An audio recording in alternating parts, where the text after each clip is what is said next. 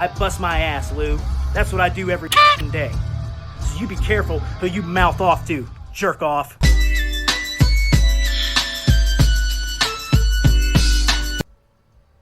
Good morning. It's Uncle Lou here. Yeah, that's right. It's me, Uncle Lou, and I'm live for you on LouTube today. Thanks for watching. Man, I sure do appreciate it. Does Notre Dame matter in 2019 in recent college football? It's actually a tougher question to answer maybe than you might think, and I don't know if you can answer the question with just yes or no, but we'll try, right? I think there's some arguments to be made on both sides. We'll talk about that, plus whatever else it is you guys want to talk about tonight on the Uncle Lou Show live. Yeah. And per usual, also in 2, we'll start the show in just a minute. About 5 of them. No, lady, how about you shut the up? I'm doing LouTube, bitch!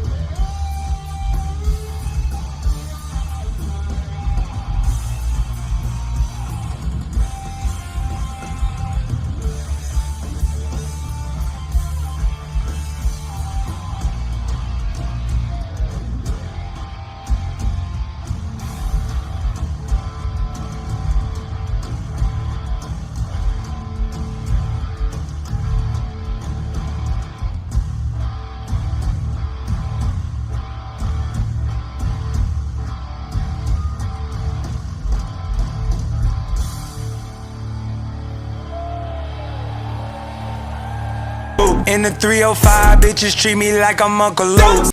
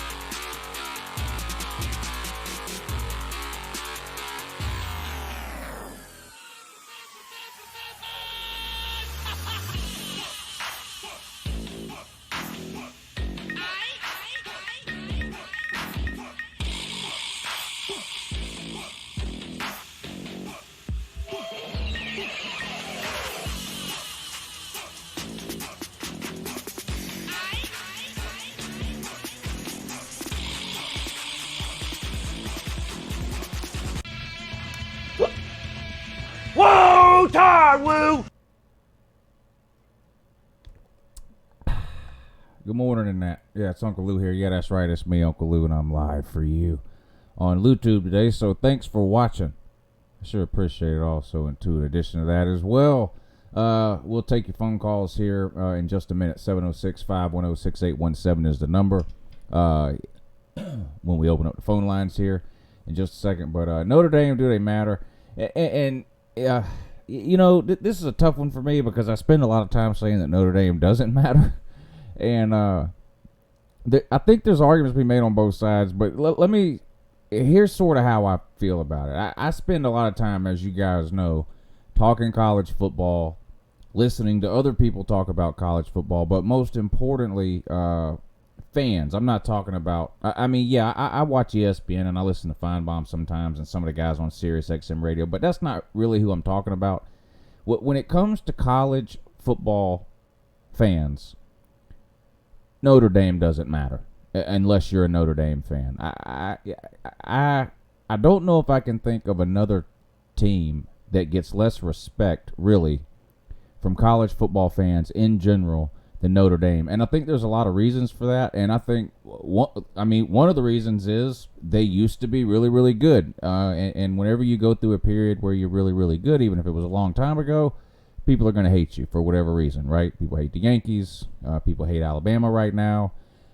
You get what I'm saying. People hate Golden State, whatever. I think a lot of it has to do with the TV thing. Now, everyone has a TV deal now, but when Notre Dame got one 25 years ago, or whenever it was, they were the only ones. And this was before you had 14 different ESPN channels and all that, and it was hard to find your team on TV a lot of times, especially if it wasn't one of the bigger games.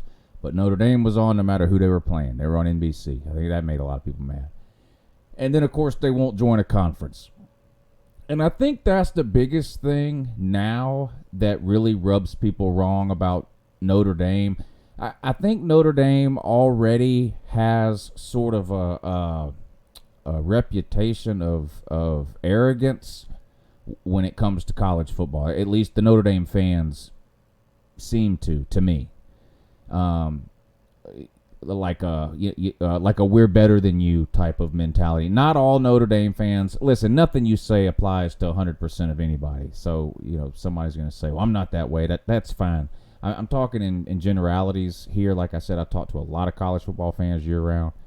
It just seems like Notre Dame has like an air of superiority to them. Like they somehow are entitled or better than team A, B, or C or whatever. And not joining a conference is reinforcing that stereotype that a lot of people have about Notre Dame. We don't need to join a conference. Why? Because we're Notre Dame, right? We don't need a conference. A conference needs Notre Dame. Notre Dame doesn't need a conference. And unfortunately, the playoff committee last year proved Notre Dame right.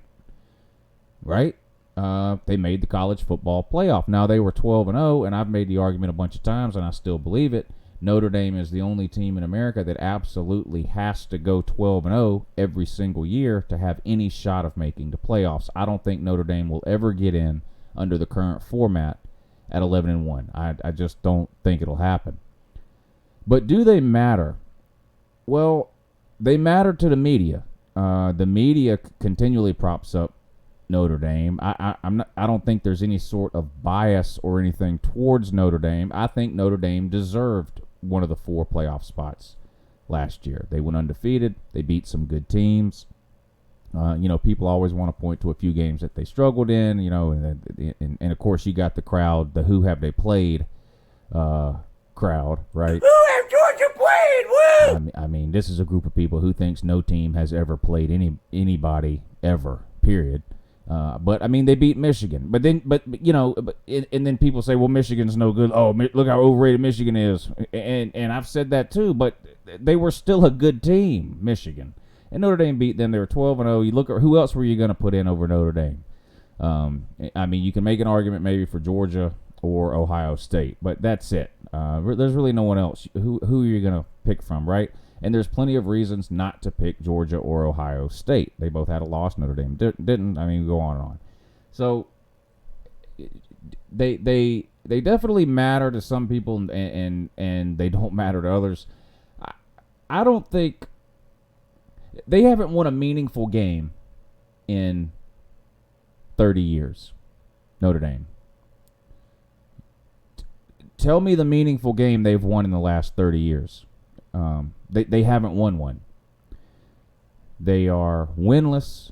I mean, if you just want to start since the start of the BCS era, which is what, 91 or 92, they never won a BCS bowl game. Not just the national title game, any BCS bowl game. They never won a BCS bowl game. They were winless. College football playoff era, they've never won a playoff game. And because they're not in a conference, they haven't won any conference championship games. Now, I think you can make the argument that none of Notre Dame's wins are really that meaningful, especially when you listen to Notre Dame talk about how many national titles they won when, during the black and white TV days and the Rudy days and all these kinds of things. If that's the standard that Notre Dame has, then I don't really see how a Notre Dame fan could even argue the point with me that they have won a meaningful game. You haven't won a meaningful game since 1988. The last meaningful game you won was when you won the national title in the 1988 season. I believe the game was played January 1st of 1989. I could be wrong, but anyway, it was the 1988 season.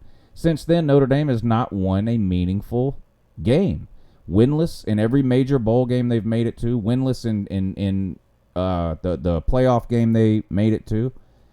They're not in a conference, so they haven't even played in any conference championship games. So, I don't know. Anyway, let me know what you think if you guys want to call in. Let me turn the phone on here. Hold on one second.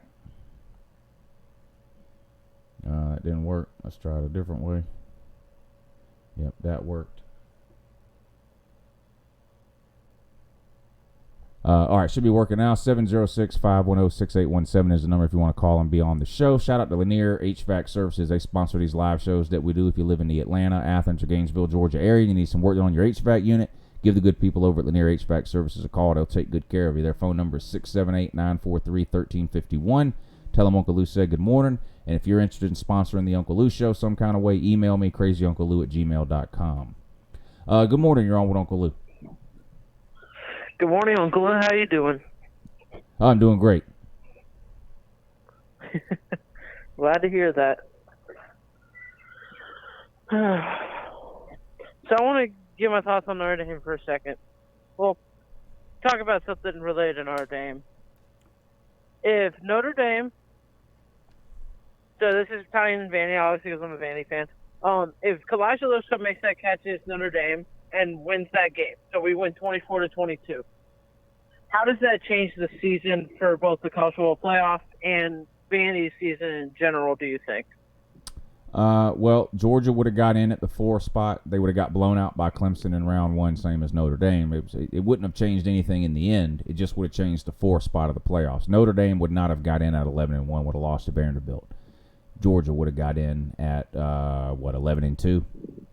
Georgia would have been in that fourth. Or do you spot. think Ohio Because Georgia State was might have gotten Georgia in was 'cause they fifth. were Now 12-1? listen, because I already know people are going to be typing. Yes, Georgia looked terrible and lost to Texas, and Ohio State looked great and blew out Washington in the Rose Bowl. I get that, but what he's asking is, had Notre Dame lost that game to Vanderbilt, we didn't know Georgia was going to lose to Texas when it came time to pick playoff teams. And in that final playoff poll, the day after the conference championship games, Georgia was fifth.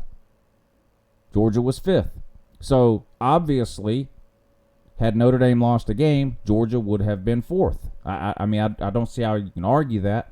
I don't think they would have beat Clemson. I think they would have got blown out by Clemson. I don't think it would have been as bad as Notre Dame, but I think they would have lost, and I don't think it would have been close. And I think you would have had basically the same thing. I think you would have had still Alabama, Clemson in the Natty game with Clemson winning. Okay.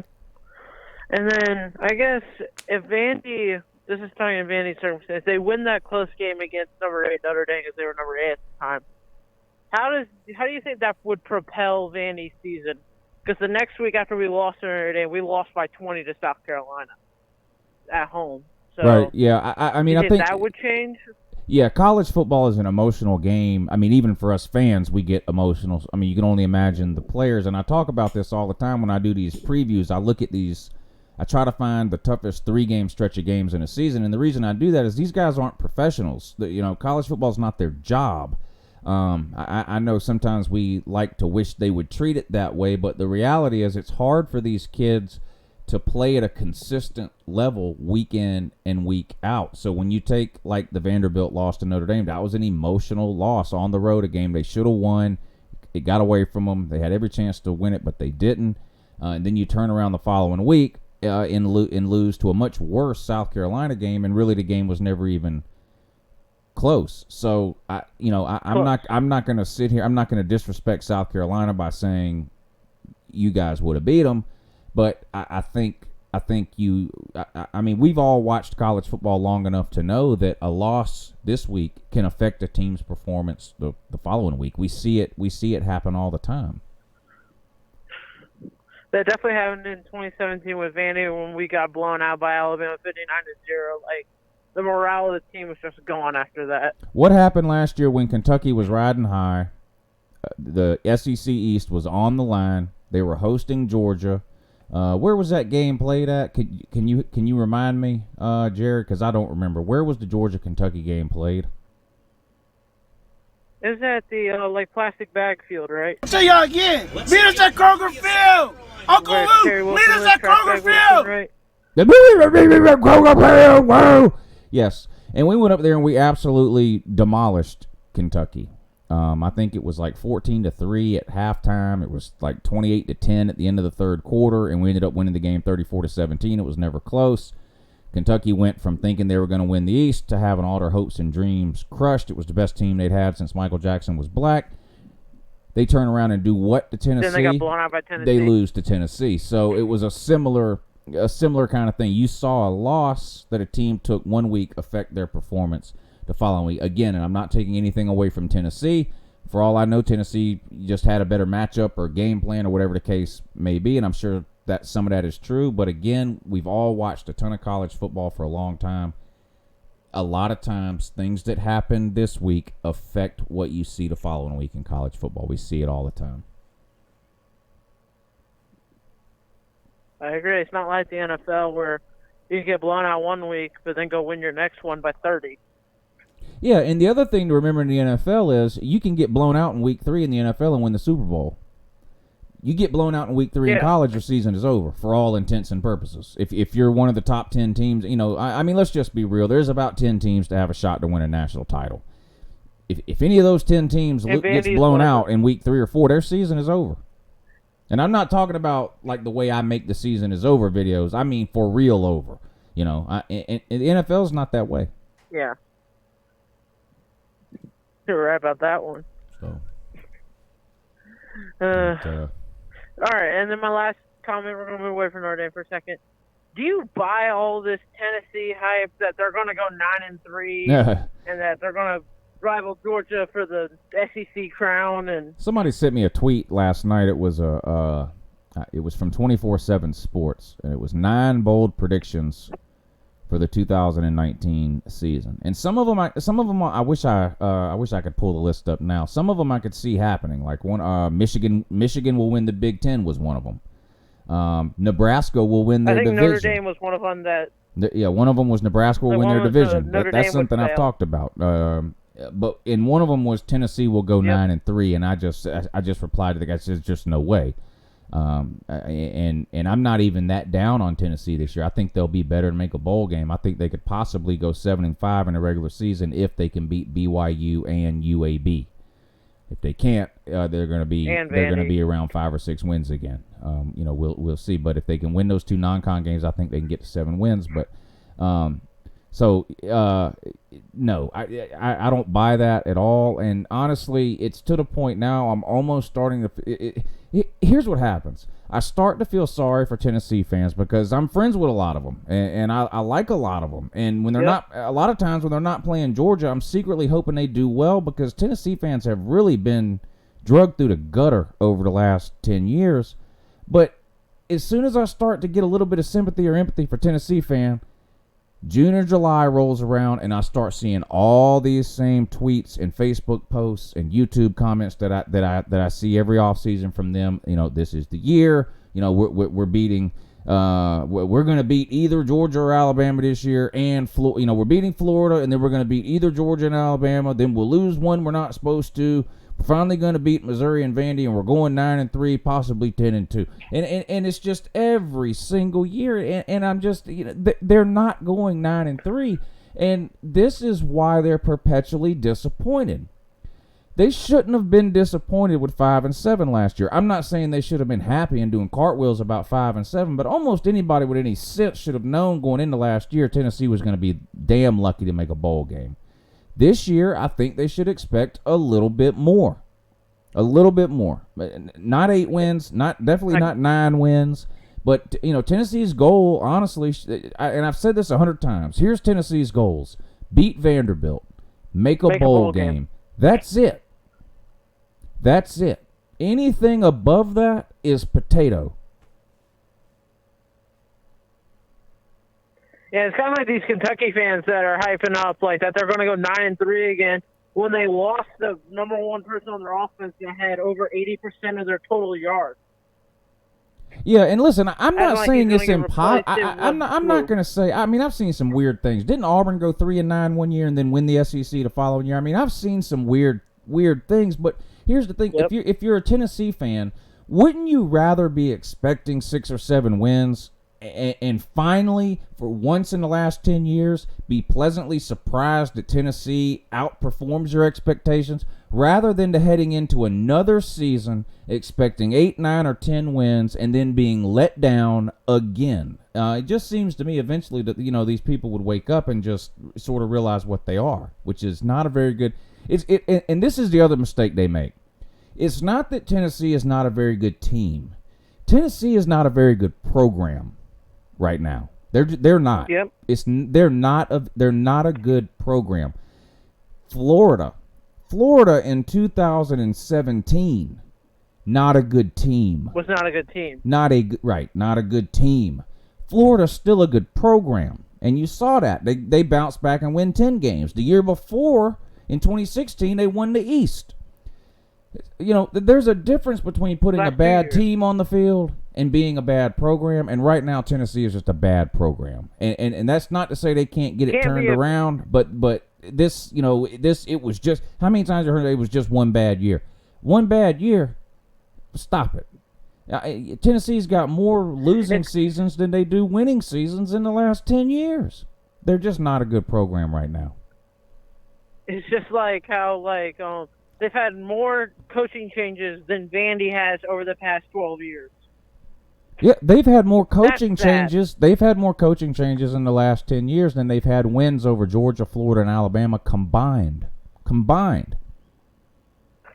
They're 3-24 in the last 8 years against Georgia, Florida, and Alabama. They're just not a good program.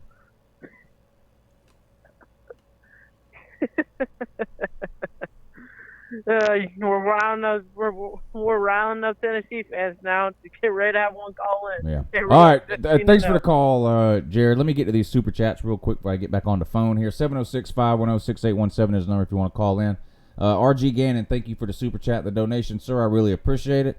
He says 1993, number 2 Notre Dame versus number 1 FSU. That was a big game. It was a regular season game that resulted in nothing for Notre Dame. Nothing. They didn't win a conference that year. They didn't win. They didn't play for or win a national. They didn't play. They didn't. It meant nothing. It was a regular season game. Vodka Drinker, thank you for the super chat and the donation. And in '93, after they beat FSU, they turned around and choked to Boston College. Good morning. You're on with Uncle Lou.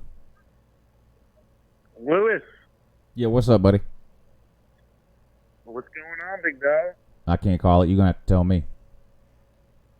Oh, man, it's been a while, man. It's been a while since Jeff Sawyer from the comment section. Oh yeah. Well, what's up, buddy? Let me know what it is. What it is, man, it just feels good to be watching the goddamn Uncle Lou video, man. I've been away. I was out busy for a while here, man. Just happy to see you back, man. I just kind of wanted to real quick get your thoughts on how Georgia's going to do this year. Say y'all again. Meet us at Kroger Field. Uncle Lou, meet us at Kroger Field. Well, I don't really do record predictions for any team until July and August, but I've hinted around about it a couple of times on here. In fact, I think it was last week I said I've never predicted Georgia to go 12-0 before. But if you're one of these people that likes to get mad at Uncle Lou and think I'm and call me a homer, then stick around for this year's Georgia prediction. Well, I kind of wanted to give you my prediction and kind of get your thoughts because you know more about Georgia than I do. I'm thinking 10-2, man. I'm thinking 10-2. How do you feel about that? It would be an utter failure. Yeah. Well, now here's their 2 losses, and and tell me where I'm wrong or why I'm wrong. I got them losing at Auburn, and I got them losing against Florida. Tell me why I'm wrong. With Auburn, I think people are, and I mean, I've been guilty of this too. You know, Kirby hasn't won a road game in the SEC West, and so I'm not saying that doesn't make any sense. I'm just down on Auburn this year. I don't think they're going to be very good, and by that point in the season, a vast majority of the Auburn fan base is going to be calling for Gus Malzahn to be fired. I just don't think they're going to have much motivation at that point. I think Georgia wins that game. I would list Auburn probably as the 4th or 5th toughest schedule this year. And then the Florida game, I do think the Florida game will be tough, probably our toughest game of the year. I just haven't seen anything out of Georgia or Florida over the last couple of years that makes me think Florida can win that game. It's not like we barely beat them the last couple of years. We've absolutely dominated them. I don't see. I would pick Georgia, obviously, if I was picking that game right now. So what? So you're pretty confident about Auburn and Florida. If what do you think, as a Georgia fan, who do you think is the most difficult team you're going to play this year, Lou? Probably Florida. I think Florida will be a good team. Yeah. I think Texas A&M will be a good team, but we get them in Athens, and again, that's at the end of the year. Yeah. Texas A&M. I think Texas A&M could be one of the best 7-5 teams in history this year. I mean, their schedule is brutal. They have to play LSU, Alabama, Clemson, Georgia. I mean, that's 4 top 10 teams right there. Their schedule is just brutal. I think that will be a tough game. I think Jimbo Fisher's. I'm hard on Jimbo Fisher. I do think he's a good coach, though. He's an improvement over what they had. It wouldn't surprise me to see Texas A&M win one of those games against that Big Four. Now they got to play at Clemson. That's not a likely win. They play Alabama. That's not a likely win. They play at Georgia. That's not a likely win. LSU is going to have revenge on their mind from that wild overtime game from last year. I mean, it's really not likely that they win any of those 4 games, but I think Jimbo Fisher's a good enough coach. It wouldn't surprise me if they won one of those 4. I just hope it's not the Georgia game, but I think they're a good team. I think Notre Dame is a good team too, but Georgia's just going to overwhelm them at home. It's going to be, even though that game's late in September, it's going to be 90 degrees down here. Notre Dame doesn't like that. We're a way better team than Notre Dame. I just don't think Notre Dame's going to be able to handle Georgia. I actually think Georgia wins that Notre Dame game easily by at least 3 scores. Yeah, that Notre Dame game is going that won't even be close. Yeah, Georgia's going to kill Notre Dame. And then we get South Carolina at home. Absolutely. I'm not worried about that. At Tennessee, I think they're a few years away from being able to compete with Georgia. Kentucky, I don't think Kentucky is going to drop off as bad as people say they are. I think they'll be better than most people think, but they got to play in Athens. I can't pick Kentucky in that one right now. Vanderbilt, come on, So I mean, right now, I think it's Georgia's got a tough schedule. They've got the first or second hardest schedule in the SEC. If you look at all these schedule rankings that people put out, it's a tough schedule. But this is the most talented team Georgia has ever had, period. And it's really not even close. Yeah, I really like what you brought up with Kentucky, man. And, you're right. A lot of people, it seems like thinks Kentucky's going to fall from that. I just listened to your last caller, Jared, and, I heard he said blah, blah, blah, Kentucky. Seems like every time he calls in, he's got to get a jab at Kentucky, and every time I think it's cute. But at the end of the day, people that know football know what they're talking about. Some of them are saying that Kentucky may fall off the map. I just don't see it. I just do not see it. I mean, you talk about Benny Snell with this dude they're bringing in. I think he's a redshirt junior from Cleveland, O.J. Rose. He averaged 6 yards a carry in meaningful snaps last year. He was, in my mind, he was step for step with Benny Snell as far as production. You got him as the lead back. You got a couple of good freshmen, one from Georgia, a redshirt freshman from Alabama that's really good. I think his last name's Smoke. Super, super, super good speed there. You got some fantastic defensive players coming in to fill the void. I mean, last year you didn't have your best defensive end in Josh Pascal. He's coming back for every down snaps. Why do you think all these people are thinking Kentucky's going to fall off the map? Because they lost the 2 best players they've had.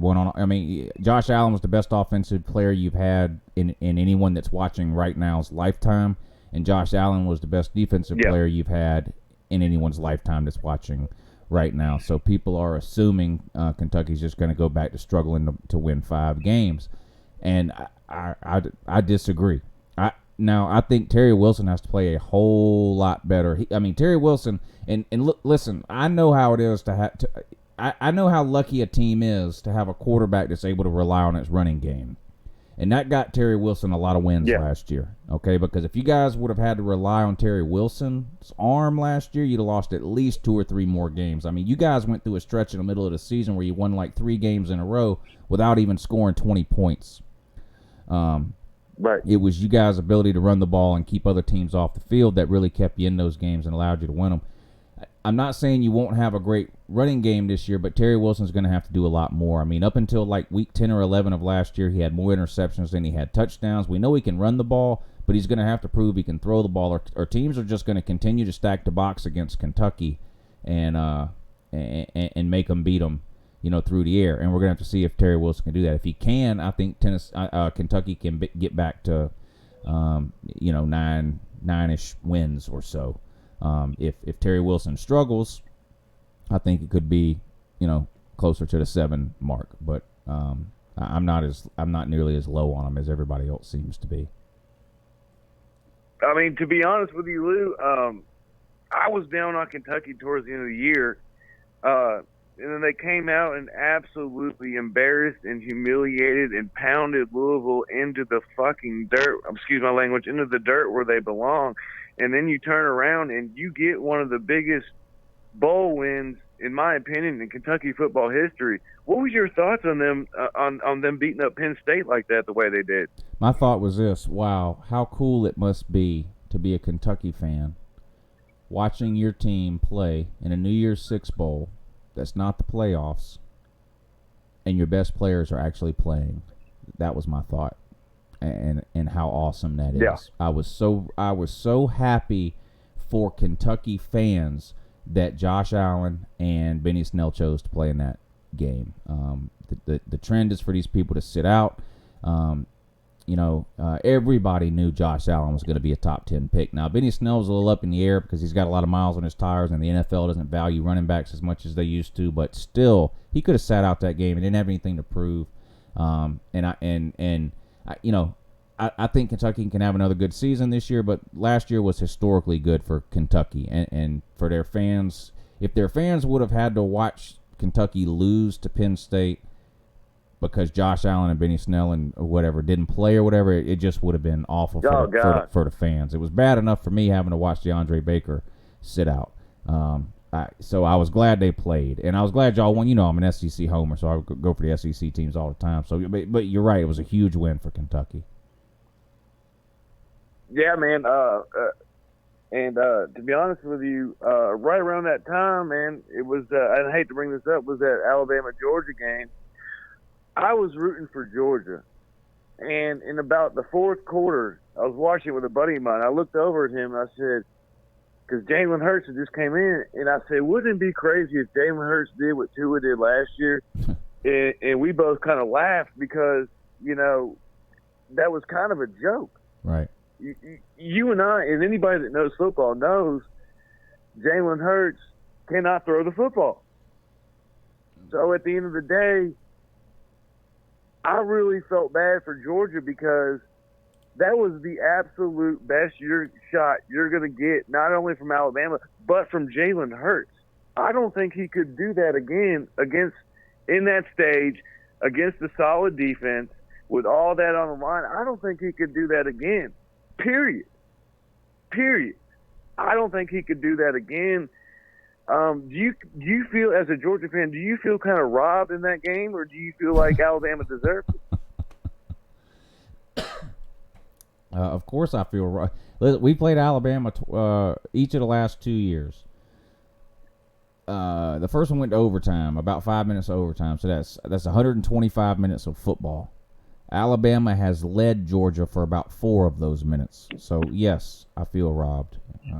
And thank you for that stroll down memory lane. Look, I hate to bring that back. I hate to bring that up, but look at it like this, though. When you had Mark Richt, I don't know, 5-6 years ago, you would never be in a position like you were in back-to-back years. Am I right? Back-to-back years, you're probably right. The closest we probably came was the run Mark Richt had from 2002 to 2005. Won 2 SEC titles, played for another one. But yeah. I mean, I get what you're saying. But hey, let me go and get Mark Richt every year. No, go ahead. Let me just end with this. Mark Richt every year lost the game he wasn't supposed to lose, right? Yes, and I was hard on him for that, and deservedly so. But yeah, he did. Okay. Yeah. Okay, I'm gonna get off here, Lou. Man, I appreciate you, man. Yeah, thanks for the call. Yeah. All right, bub. Yeah, thanks for calling that. Good morning, and too. Slim Shady Canes, thank you for the super chat and the donation, sir. I really appreciate it. Guy walks into a bar with a Florida player and asks the bartender if they serve lawyers. The bartender says yes. The man says, 1 beer for me and a lawyer for my friend.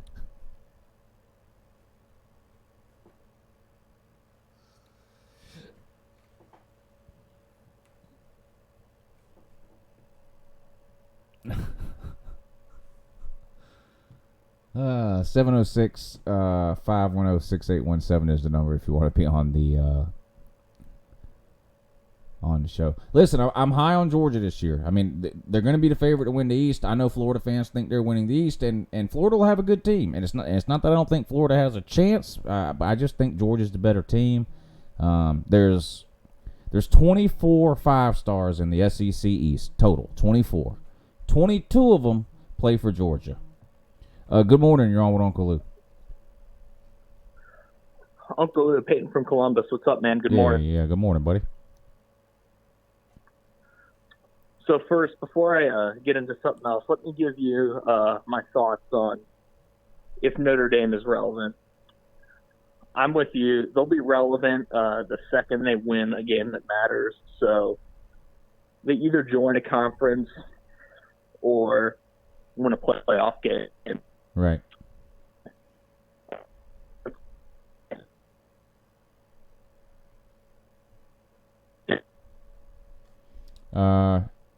You're gonna have to call back. Sorry to hang up on you, sir, but if you listen back, you'll see why I had to hang up. But it sounded like someone was literally choking you to death while you were trying to call in. But so call back. 706-510-6817 is the number if you want to try to get on the show. Let's see if this is him again. Good morning. You're on with Uncle Lou. Good morning, Uncle Lou. How are you doing? Hey, good. What's up, buddy? I'm doing good. Big Mad triggered me when you wrote off the Notre Dame win over Florida State. Go Gators, but I was a Notre Dame fan before I was a Florida fan, and that was back when, sometimes the big teams played in the Rose Bowl or one of them was in the Sugar Bowl and there wasn't a 1 versus 2, so right. I was big sad about that. Now, tell me about that game. Wasn't that a regular season game? Yes, sir. So it was a big game because it was at that point in the season, it was the number 1 versus number 2 team. So I'll agree with you. And I'll didn't agree always with happen. you. I think there's more big games these days. Well, I'll agree with you that it was a big game, but did it matter? You have a point about it not being consequential. I can't become root, tube, or vegetable. I can't. Okay. That's my point. And like, to me, like, if I'm a Notre Dame player, it takes away from some of my regular season games because unless I win it all, it really means nothing. Like, at least in the SEC, you or any conference, you have a chance to win a conference championship. You may not make it all and win a national title, but I don't know. It just Notre Dame just needs to join a conference. I mean, I don't know. That's my thing. But anyway, this is your phone call, though. Good morning, sir. And the Big Ten, not the ACC. Right. Yeah, continuing on the Notre Dame, they need to join the Big Ten, not the ACC.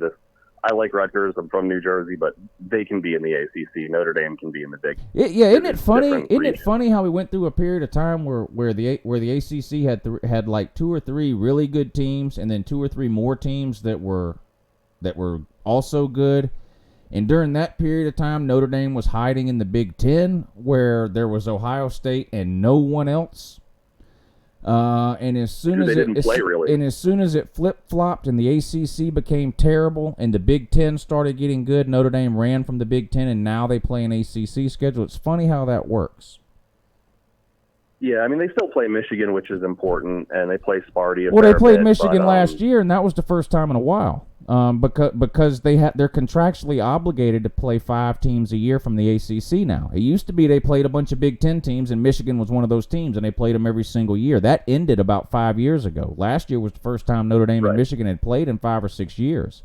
So I was glad to see that game come back. But Notre Dame was playing a bunch of Big Ten teams while the ACC was really good.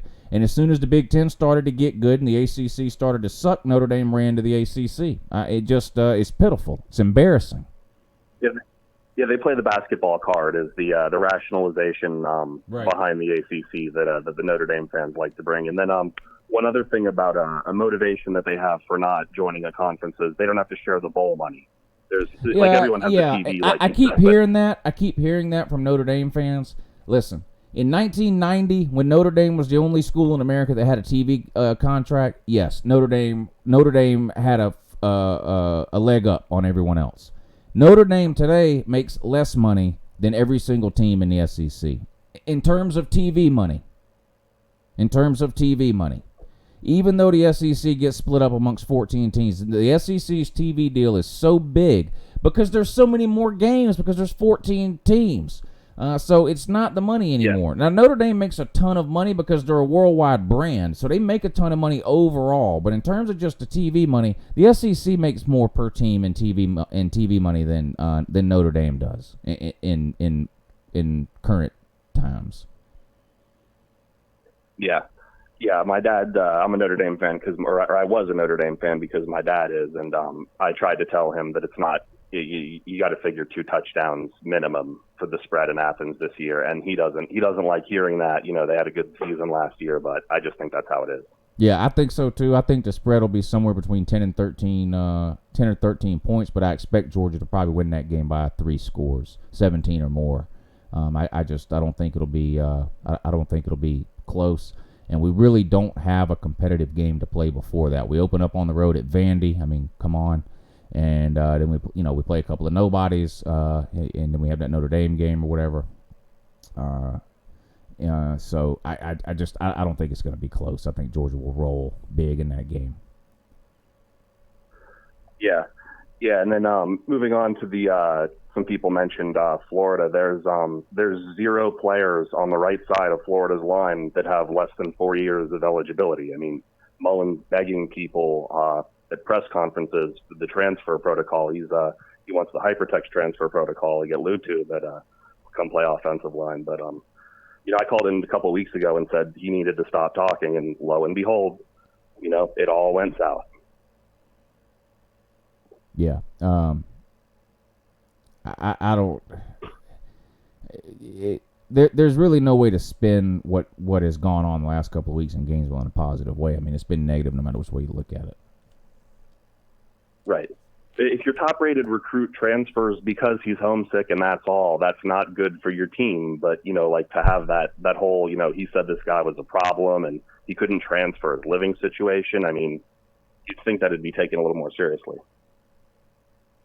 No, yeah, it's the typical reaction. They signed the guy in February. He's the greatest player ever. He leaves, and, he was soft. He was getting owned in practice. He never would have seen the field. He didn't fit in, blah, blah, blah. I mean, it's the same old tired song and dance. He was third on the depth chart at the spring game. Exactly. And that's great. The 2 starters are really good. But... Yeah, that's my point. That's great. You don't sign a 5-star so he can come in and and play for you right away. Okay, this will hurt Florida. If this is going to hurt Florida, it's going to hurt him in 2021 when this guy would be a junior. Right. So. Oh, next year. Or it'll even hurt him next year because they're going to have a true freshman. The point is the same. Yeah. The point is the same, though. They can say all they want. Well, we don't need him because we have this guy and this guy. Well, you won't have that guy in 2021, but you would have had Chris Steele in 2021, and now you don't. So. Yeah. And he would have been a junior looking to go pro, and he would have been great. To your point.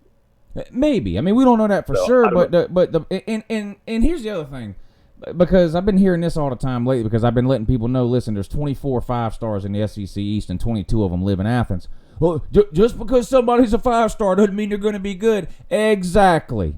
Which is why you better have 22 of them. How many of that 22 do you think are going to be no good? Half? Okay. That leaves us with 11. But Lou, sometimes 3 stars, sometimes 4 stars. We have a bunch of 4 stars too. How can they spin this? How do they? I don't understand, man. Florida fans is like watching a mentally retarded person try to pee in the corner of a circular room. It's amazing the mental gymnastics that you have to put yourself through in order to try to rationally make a point as a Florida fan is mind-boggling at this point. Oh, not all 5 stars end up. Josh Allen was a 2-star, Luke. Great. Fill your team up with all 2 stars and tell me how many of them turn out to be Josh Allen. Let me know. You'll be Tennessee. You'll be 0-8 in the SEC. You won't win a game. You line up 22 5-stars, they will beat 22 3-stars every single time. Every time. Yeah.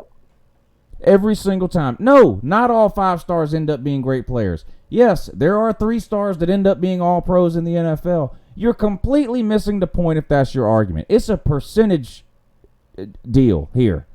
Okay? Yeah, some 5-stars aren't going to work out. Good thing we have 22. Jesus. Yeah, and I don't know. Can I share a secret, a Florida football secret with you? I'm all ears. Okay, so I'm assuming you've never attended a game in the Swamp that wasn't against Georgia or even against Georgia. Is that correct? They've only played in the Swamp, once in my lifetime, and no, I didn't go. Right, yeah. Yeah, okay. So I can tell you this. If you go to a Florida game, let's say Florida's up by like 10 to 13 points at halftime.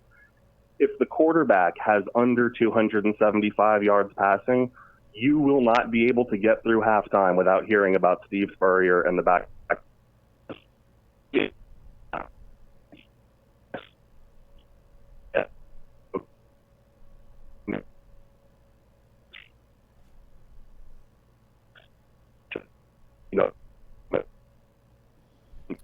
Okay. I had to let you go again. If you listen back, you'll see why. But something happened to the phone call there. But thank you for the call. I'll get here. 5-star caller. Slim Shady Case, thank you for the super chat, the donation. How do you stop a Gator from beating his wife? Put a Miami helmet on her.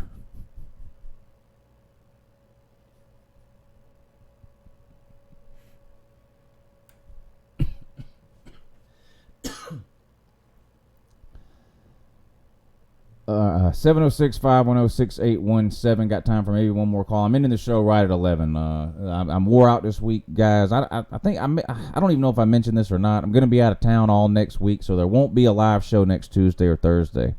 I'm going to be out of town all week. But anyway, so I've been having to record 2 videos every day this week because there will be videos posted next week, but I'm having to record them all this week.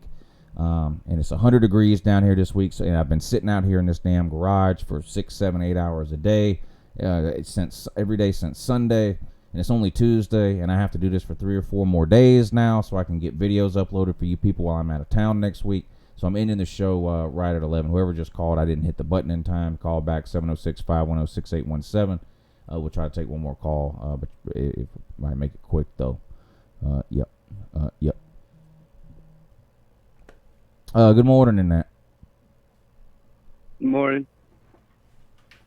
Hey, I was wondering what you think about Georgia's coaching staff compared to the rest of the SEC.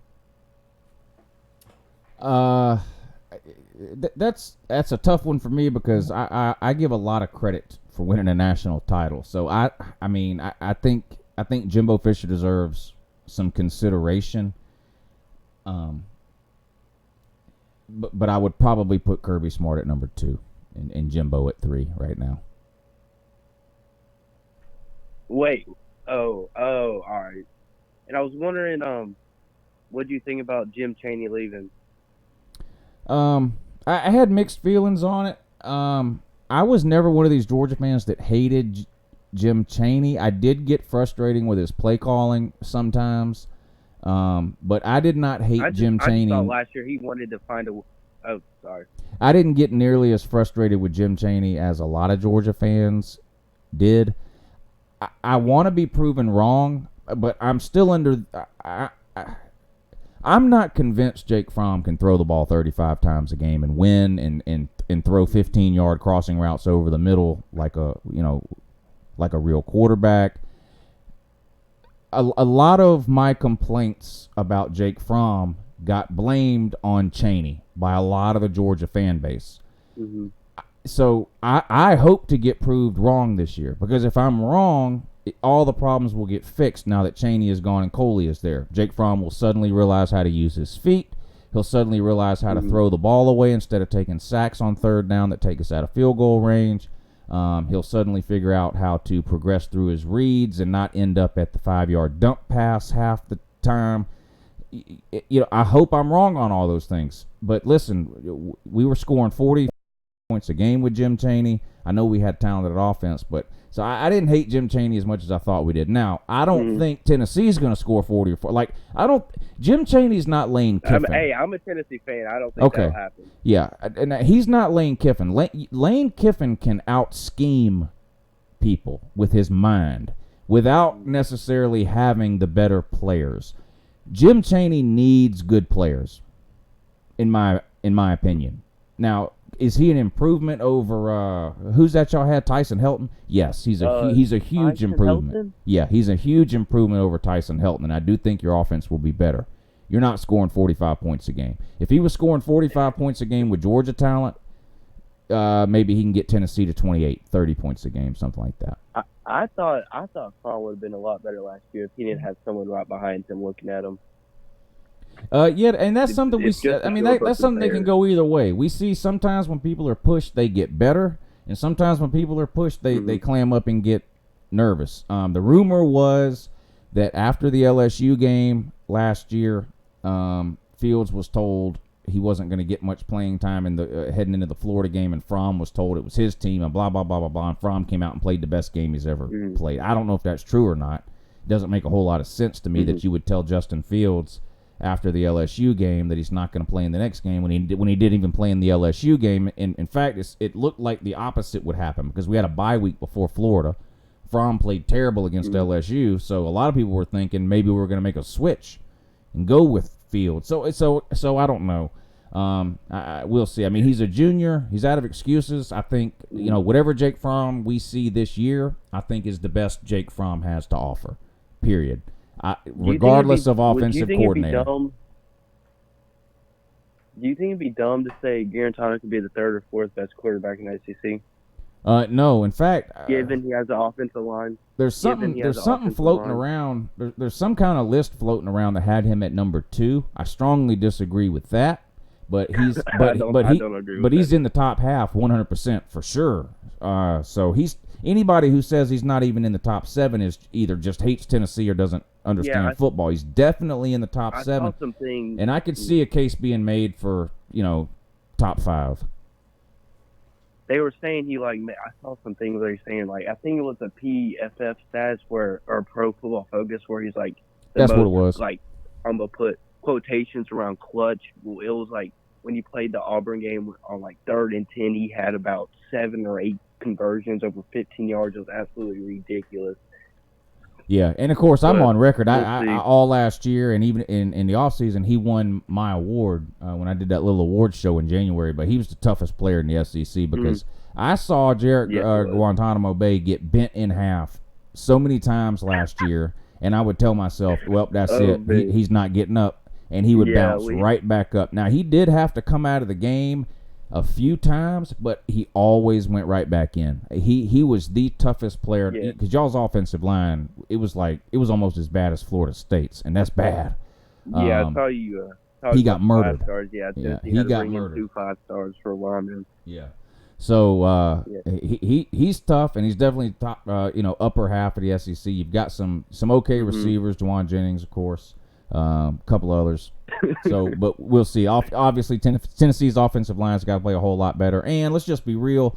Any team with a couple of really good running backs, the quarterback is going to play better. I don't care how good of a quarterback you are to start with. Yeah. If you have really good running backs, you're going to be a little bit better than whatever your baseline is. So if Tennessee can develop a little bit, as far as the running game goes, improved offensive line, I think Garantano can have a much better year. And plus Jim Chaney. All right.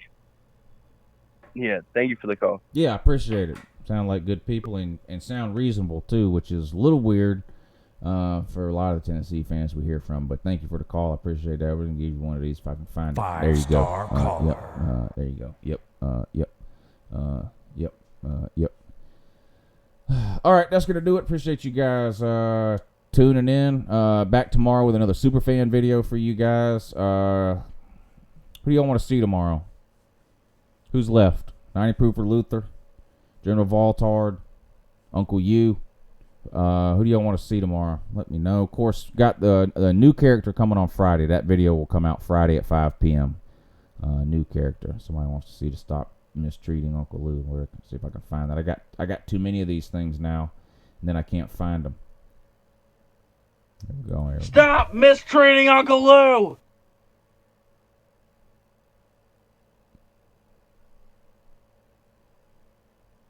Uncle U. In the 305, bitches treat me like I'm Uncle Lou. All right, we'll figure it out. I'll have a video up for you guys tomorrow. Appreciate everybody watching. Thanks for the calls. Shout out to everybody in the comments section, and I'll see you guys tomorrow. Have a great morning.